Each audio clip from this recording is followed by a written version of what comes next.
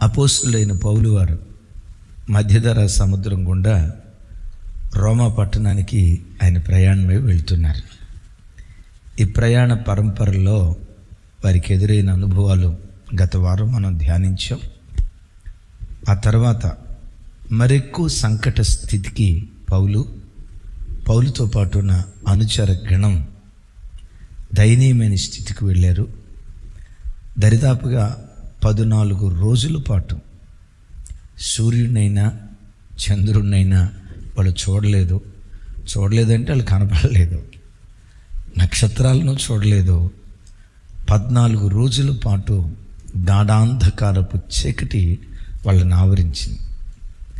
ఆ పరిస్థితుల మధ్యలో అపోస్తులైన పౌలు వారు అంటారు, బ్రతుకుతాము అనే ఆశ బొత్తిగా మాకు లేదు. ఏమన్నారు? బ్రతుకుతాము అనే ఆశ మాకు బొత్తిగా లేదు. ఏమండి, పిరికోడు ఆ మాట అన్నాడంటే పిరికోడు నాటు ఎప్పుడు ఇట్లాంటి మాటలే వస్తాయిలే అని అనుకోవచ్చు. పౌలు పిరికోడా? ధైర్యానికి మారుపేరు. మరో మాటలో చెప్పాలంటే సింహపు గుండె వంటి గుండె కలిగిన వాడు. ఇంకొక మాటలో చెప్పాలంటే భయానికే భయం పుట్టించేవాడు. అనండి ఒకసారి. భయానికే భయం పుట్టించేవాడు. భయానికి భయం పుట్టించిన పౌలు భయపడుతున్నాడు. చాలా సంక్లిష్ట స్థితి. నిజమే, దేవుని పిల్లలుగా మనం చాలా సందర్భాల్లో ధైర్యంగా ఉంటాం అనేది వాస్తవం.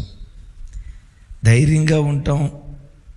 నేను ఒక మాట అన్నా, చాలా సందర్భాల్లో ధైర్యంగా ఉంటాం అనేది వాస్తవం. అంటే ఆ మాటకున్న అర్థం ఏంటి? అన్నిసార్లు ధైర్యంగా ఉండం అని. ఎంత ధైర్యంగా ఉన్నట్లుంటామో మనిషిలో మరో కోణం అన్నట్లుగా మన లోపల పిరికితనం కూడా కొన్నిసార్లు ఏలుబడి చేస్తుంది. దేవుడున్నాడు, దేవుడు చూసుకుంటాడు, దేవుడే నడిపిస్తాడు, నా పట్ల ఆయనకున్న ప్రణాళిక ఏదో తప్పకుండా ఆయన ప్రణాళిక నెరవేరుస్తాడు, దేవుడు తలపెట్టిన కార్యాన్ని ఎవడు రద్దు చేయగలడు, దేవుడు తలుపులు తెరవగా దాన్ని ఎవడు మూయగలడు, దేవుడు కార్యం చేయగా ఎవడు దాన్ని త్రిప్పగలడు, నా దేవుడు నాకున్నాడు. ధైర్యం టన్నులు ఉంటుంది. ఆ టన్నులు ధైర్యంతో పాటు వేపకాయ ఎంత వెర్రి అంటారు చూసారా, ఆ కొంచెం భయం కూడా ప్రతి మనిషిలో ఏలుబడి చేస్తుంది. ఏమంటే మీలో నాలో ఏలుబడి చేయటం ఏంటి? పౌలు లాంటి భక్తుడి జీవితంలోనే ఏలుబడి చేసింది. సరే, పౌలుని అట్లా పెడితే పాత నిబంధనలో పౌలుకు తాత ఒక ఆయన ఉన్నాడు. ఆయన పేరు ఏలియా.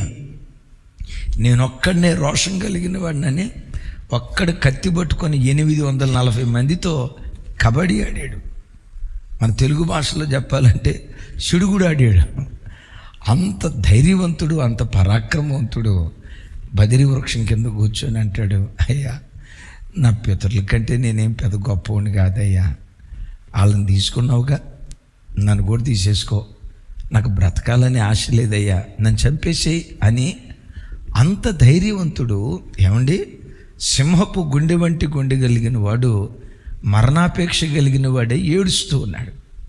నా ప్రభు పెట్టారా, ఆ మధ్య ఒక పాట వచ్చింది, శరీరానికి గాయం కలిగితే ఏ నరుడైనా గుర్తుపట్టగలుగుతాడు.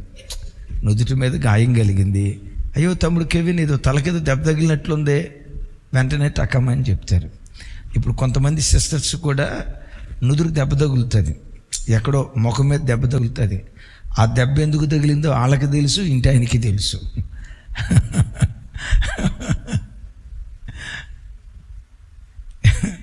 ఎందుకు తగిలింది అని ఎవరైనా బయట వాళ్ళు అడిగారు అనుకోండి, ఆ రాత్రి వాష్రూమ్కి వెళ్దామని బయటికి వెళ్తే చీకట్లో దర్వాజకి వెళ్ళి దర్వాజకి వెళ్ళి తలకాయ కొట్టుకుంది అంటారు. దర్వాజా కొట్టిందో. నేను అనే మాట ఏంటంటే, శరీరానికి గాయం కలిగితే ఏ మనిషి అయినా గుర్తుపట్టగలుగుతాడు. గుండెకు కలిగిన గాయాన్ని గుర్తుపట్టగలిగిన నరుడెవరు? గుండెకు కలిగిన గాయాన్ని గుర్తుపట్టగలిగిన ఏకైక దేవుడు నేను ప్రకటించే నజరేయుడైన యేసుక్రీస్తు ప్రభువారు. ఆయన గుండె లోతుల్లోకి వచ్చి నీ ప్రక్కనే పండుకున్న అమ్మ నీ గుండెల్లో బాధ గుర్తించలేకపోవచ్చు. నీ ప్రక్కనే పండుకున్న నీ భార్య నీ గుండెల్లో ఉన్న మానసిక వేదన తెలుసుకోలేకపోవచ్చు. ఎస్, నీ కవిగిట్లో ఉన్న నీ ఒడిలో ఉన్న నీ కుమార్తె, నీ కుమారుడు అమ్మ గుండెకు ఏ గాయం కలిగిందో కన్నబిడ్డలు గుర్తుపట్టకపోవచ్చు, స్నేహితులు గుర్తుపట్టకపోవచ్చు, చివరికి వాక్యాన్ని బోధించే దైవ సేవకులు గుర్తుపట్టకపోవచ్చు. నీ గుండెకు కలిగిన గాయాన్ని ఏ నరుడు గుర్తుపట్టకపోయినా భూమి ఆకాశాలను సృజించిన దేవుడు నీ గుండెకు కలిగిన గాయాన్ని గుర్తుపట్టి నీ గాయాన్ని మాన్పేటట్లుగా ఆయన మాట్లాడటం ప్రారంభిస్తాడు. అట్లాగని ఉట్టి మాటలు చెప్పి మనుషులను మైమరిపించేవాడు కాదు. నేను చాలాసార్లు చెప్తాను, చాలామంది మనుషులు మాటలతో ఓరడింపజేస్తారు అంటారు. వాడు అరచేతిలోనే వైకుంఠం చూపిస్తాడురా. ఆ మధ్య ఒక పెద్ద పాస్టర్ గారు అనేవాడు, ఆ మనిషి మాటలు పొరపాటు నమ్మొద్దురా బాబు, ఆ మనిషి నోట్లోనే గారెలు ఉండేస్తుంది అనండి ఒకసారి. ఎక్కడ మరి అవి ఎట్లా వండుతారో నన్ను అడగొద్దు. కావాలంటే ఆ పాస్టర్ గారి ఫోన్ నంబర్ ఇస్తా, ఆ పాస్టర్ గారిని వెళ్ళి కలవండి. సరే, ఏ ఊరిలో ఉంటాడా అని అడుగుతారా? ఆయన పరలోకంలో ఉన్నాడు ఇప్పుడు. సరేనా? ఏలూరులో ఒక సామెత ఉంది, నాకు ఆ సామెత అంటే భలే. ఏలూరులోనట మాట ముచ్చట మా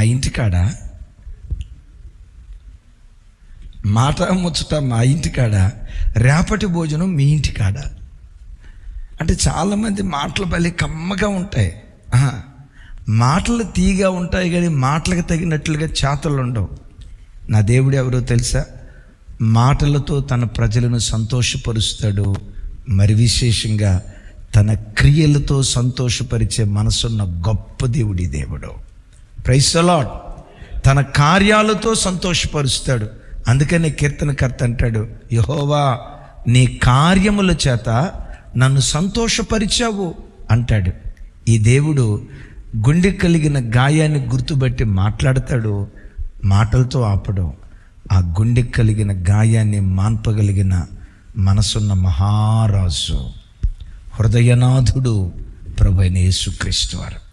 సో ఇలాంటి సంక్లిష్ట పరిస్థితుల్లో పౌలు ఉన్నప్పుడు దేవుడు ఏమని మాట్లాడాడు? అసలు అలాంటి సంక్లిష్ట పరిస్థితి వాళ్ళందరికీ రావటానికి కారణం ఏంటి? చూడండి ఆ మాట. అపోస్తులుల కార్యాలు 27వ అధ్యాయం, 27వ అధ్యాయం. అందరూ చూడండి, 27వ అధ్యాయం 23, 24 వచనాలు.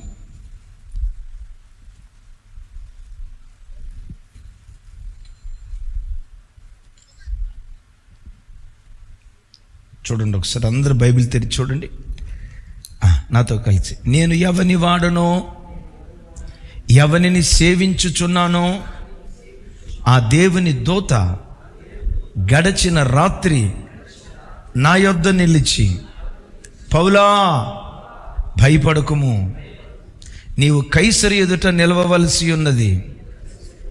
ఇదిగో నీతో కూడా ఓడలో ప్రయాణమైపోవచ్చున్న వారందరినీ దేవుడు నీకు అనుగ్రహించి ఉన్నాడని నాతో చెప్పాను. కాబట్టి అయ్యలారా ధైర్యము తెచ్చుకొనుడి, నాతో దూత చెప్పిన ప్రకారము జరుగునని నేను దేవునిని నమ్ముచున్నాను. రైట్, 23 అట్లా ఉంచు, క్లియర్ లేదు వాక్యం, స్క్రీన్ బ్యాక్గ్రౌండ్ మార్చు. నా వైపు చూసి నాతో కలిసి చెప్పండి. గడిచిన రాత్రి దేవుని దూత నా ఎదుట నిలిచి. నా ప్రభు బిడ్డలారా, గడిచిన రాత్రి అనే పదం సమయాన్ని సూచించే పదం మాత్రమే కాదు, స్థితిని చూపించే పదం. నిజమే, అది రాత్రే, కానీ అది రాత్రిపూట అనే కంటే కూడా వారు ఉంటున్న స్థితి గాఢాంధకారపు రాత్రి. ఏంటా రాత్రి? చచ్చిపోతాము, బ్రతుకుతాము, బ్రతుకు మీద ఆశ లేని సమయం, నిరాశ నిస్పృహతల మధ్య కూరుకుపోయినటువంటి పరిస్థితి. మన ఒడ్డుకు చేరలేము. ఈ సముద్రపు పాలున మన ప్రాణం కలిసిపోతుంది. ఇక మనకు ఆశలు లేవు, మనం చచ్చిపోయావురా, మరో జీవితం లేదురా అని పూర్తిగా నిరాశ నిస్పృహతల్లో కూరుకుపోయిన స్థితి ఆ రాత్రి. అద్భుతం తెలుసా? అలాంటి నిరాశ నిస్పృహతలో కూరుకుపోయిన ఆ రాత్రి దేవుని దూత పౌలు ప్రక్కన నిలిచాడట.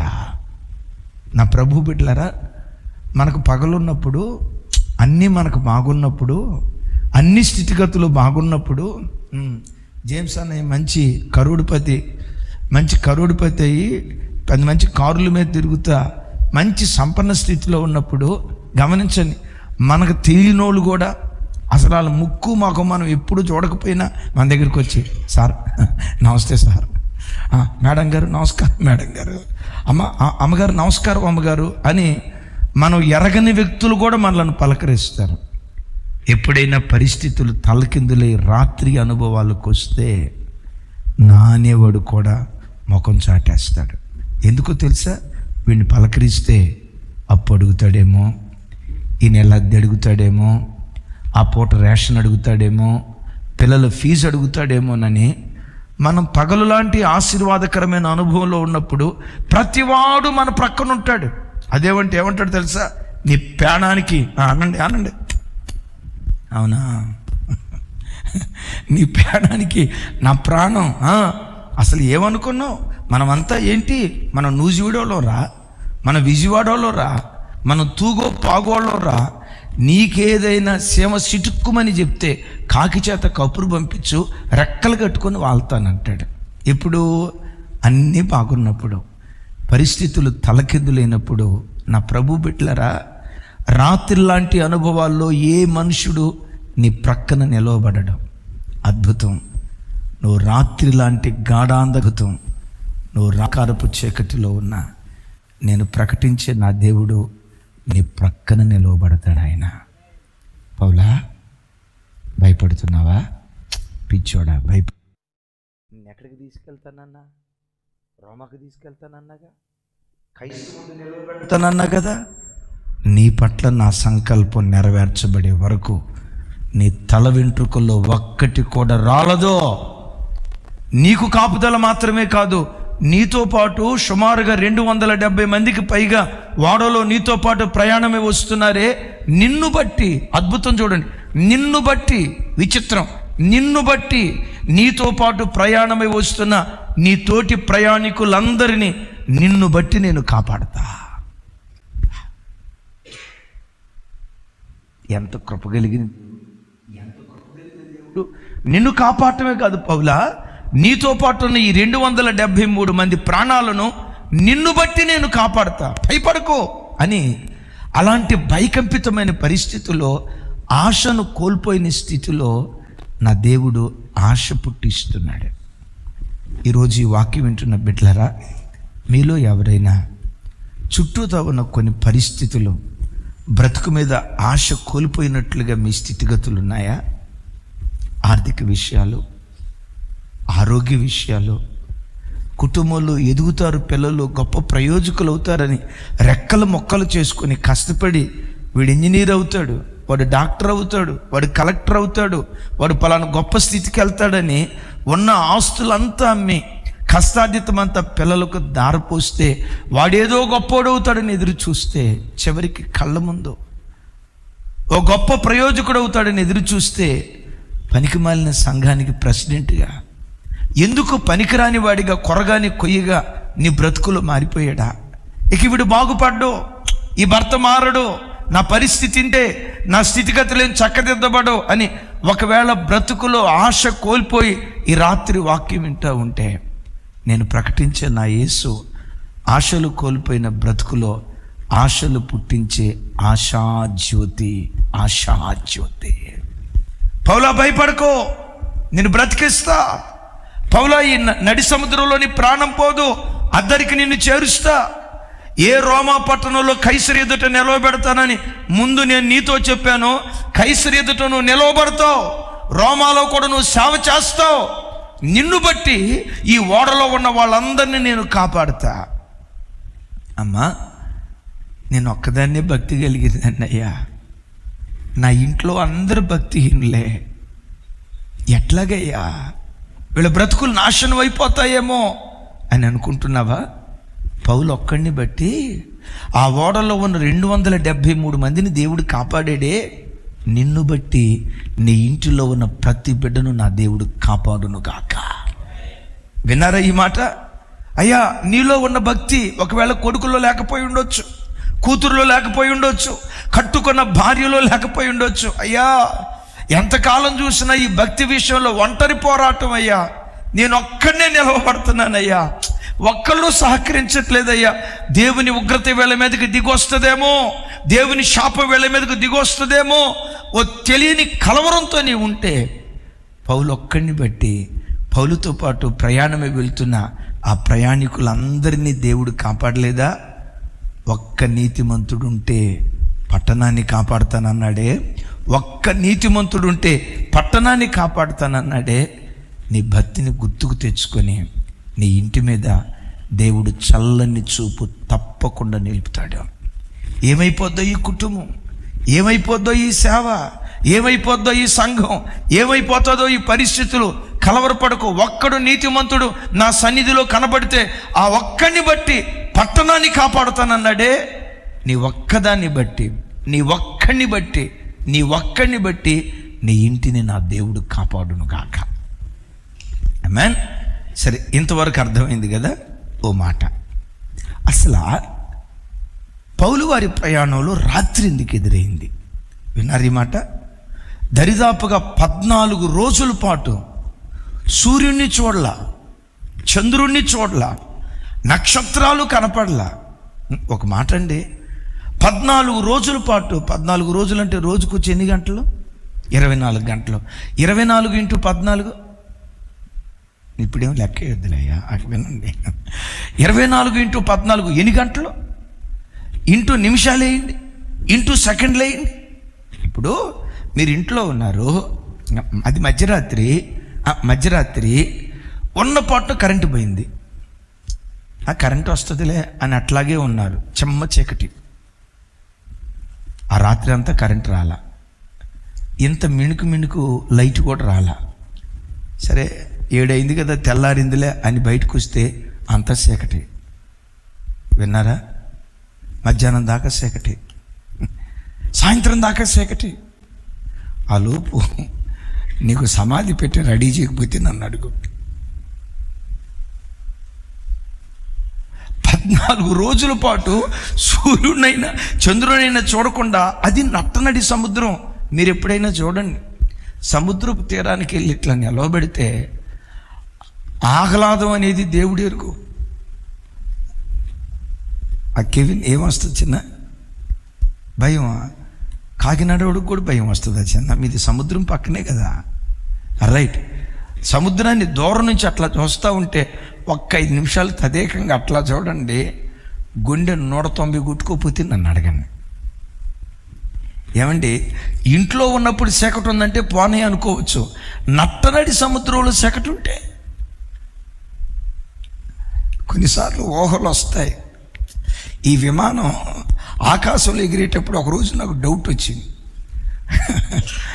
2 వీలర్ మీద వెళ్ళేటప్పుడు బండి ఏదైనా ప్రాబ్లం వచ్చింది అనుకోండి, రోడ్డు పక్కన ఆపి రిపేర్ చేయొచ్చు. కారు ఏదన్నా ప్రాబ్లం వచ్చిందనుకోండి, రోడ్డు పక్కన ఆపి మెకానిక్కి ఫోన్ చేసి, అయ్యా కొంచెం చూడయ్యా అని చెప్పి, ఏ గాబ్రియల్ గారికో ఏ రమేష్ గారికో ఎవరో ఒకరికి, ఇంకో తమ్ముడు ఎవరు ఉన్నారు కదా, గణిమేశమ్మ శేఖర్, ఆ శేఖర్ తమ్ముడికో ఎవరో ఒకరికి ఫోన్ చేసి బాగు చేయించవచ్చు. ఒకవేళ ఆకాశంలో విమానానికి ప్రాబ్లం వస్తే, ఆకాశంలో విమానానికి ప్రాబ్లం వస్తే, ఉన్నపాటున ఇంజిన్ ఆగిపోతే ఆ ఊహ ఎంత అద్భుతంగా ఉంటుందంటే అంత అద్భుతంగా ఉంటుంది. సరే, విన్నారా? 14 రోజుల పాటు నట్టనడి సముద్రంలో తాడి చెట్టంతలలో హోరు గాలి, ప్రచండమైన వాతావరణం, సూర్యుడు లేడు, చంద్రుడు లేడు. ఎంత భయకంపితమైన స్థితి. మరలా అంట, అసలు అలాంటి రాత్రి లాంటి అనుభవాలు రావటానికి కారణం ఏంటి? అద్భుతం చూడండి. మొట్టమొదట ఆ ప్రజలు దైవజనుని హెచ్చరికను లక్ష్య పెట్టాల. చూడండి అన్నమాట. 27వ అధ్యాయం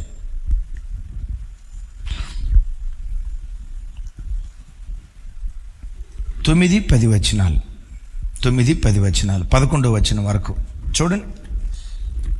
నాతో కలిసి చెప్పండి. చాలా కాలమైన తరువాత ఉపవాస దినములు కూడా అప్పటికి గతించినందున ప్రయాణము చేయుట అపాయకరమై ఉండెను. పెద్దగా అప్పుడు పౌలు, అయ్యలారా, చూడండి ఆ సంబోధన చూడండి, అయ్యలారా, ఈ ప్రయాణము వలన సరుకులకును ఓడకును మాత్రమే కాక మన ప్రాణములకు కూడా హానియు బహు నష్టమును కలుగునట్లుగా నాకు తోచుచున్నదని చెప్పి వారిని హెచ్చరించెను. అయినను శతాధిపతి పౌలు చెప్పినది నమ్మక, నావికుడును ఓడ యజమానుడును చెప్పినదే నమ్మెను. ఏమి నమ్మారు? ఎవరి మాట నమ్మారు? పౌలు మాట నమ్మలా. పౌలు ఏం చెప్పాడు? అయ్యలారా, నేను ఆత్మలో గ్రహిస్తా ఉన్నా, ఈ ప్రయాణం ప్రమాదం, ఈ ప్రయాణం అపాయం, ఈ ప్రయాణం వల్ల కీడు కలగబోతుంది. నేను ఆత్మలో గ్రహించింది ఏంటంటే, ఈ సమయంలో గనక మనం ప్రయాణం చేస్తే ఓడలో ఉన్న సరుకులు పాడైపోతాయి. టన్నులు రవాణా సరుకులు తీసుకొని వెళ్తున్నారే, సరుకులన్నీ సముద్రం పాలైపోతాయి. వాడకి ప్రమాదం. వాడకే కాదయ్యా, మన ప్రాణాలకు కూడా కీడు కలుగుతుందన్న భయం నాకు కలుగుతుందయ్యా. వద్దయ్యా, ఇప్పుడు ప్రయాణం అపాయం, దయచేసి నా మాట వినండి అని ఆ గొప్ప దైవజనుడు ఎంత ప్రేమతో చెప్పాడు చూడండి. ఏమన్నాడు? అయ్యలారా, అయ్యలారా, అయ్యలారా అని ఎంత ప్రేమతో చెప్తే శతాధిపతి సేవకుడి మాట నమ్మలా, శతాధిపతి మాట నమ్మాడు. పౌలు హెచ్చరించిన హెచ్చరికను లక్ష్య పెట్టలేదు. దైవజనమా, జీవితంలో ఎప్పుడు నీకంటే పెద్దవాళ్ళు, నీకంటే ఆత్మీయత కలిగిన వాళ్ళు ఓ తల్లి హెచ్చరిక, ఓ తండ్రి హెచ్చరిక, ఓ నాయకుడి హెచ్చరిక, నోట నుంచి ఏ మాట అయినా బయలుదేరి వచ్చిందంటే ఆ హెచ్చరికను పాటించావా, సురక్షితంగా గమ్యస్థానం చేరటానికి దేవుడు కృప చూపిస్తాడు. హెచ్చరికను ఎప్పుడైతే మనం నిర్లక్ష్య పెడతామో, ఏం నాకు తెలీదా, నేను తెలివి తక్కువన్నా, నాకు ఆ జ్ఞానం లేదా, ఏం నేనేమన్నా అమాయకున్నా, నేనేం పాలు తగ్గే అమూల్ బేబీయా, ఏ బేబీ ఏదో అంటారు కదా, అమూల్ బేబీయా, అదే నేనేమన్నా అమూల్ బేబీనా, నేనేమన్నా పశువున్నా, నాకు తెలివి లేదా అని ఎప్పుడైతే నీ జ్ఞానానికి అప్పగించుకుంటావో, అనుభవంతో కూడుకున్న వ్యక్తులు చెప్పిన ఆ ఆత్మీయులు చెప్పిన హెచ్చరికపు మాట ఎప్పుడైతే నువ్వు నిర్లక్ష్యం చేస్తావో, మన జీవితానికి రాత్రి రాత్రి రాత్రి ఎప్పుడు హెచ్చరించే తండ్రిని కలిగి ఉండటం, హెచ్చరించే తల్లిని కలిగి ఉండటం, హెచ్చరించే సేవకులను కలిగి ఉండటం, హెచ్చరించే పెద్దలను కలిగి ఉండటం, ప్రతి విషయంలో హెచ్చరించే వాళ్ళు ఉండటం, అది నీకు, నీ ఆత్మీయతకు, నీ పరలోక ప్రయాణానికి క్షేమాన్ని ప్రసాదిస్తుంది. చెప్దాం గట్టిగా, ఆమేన్.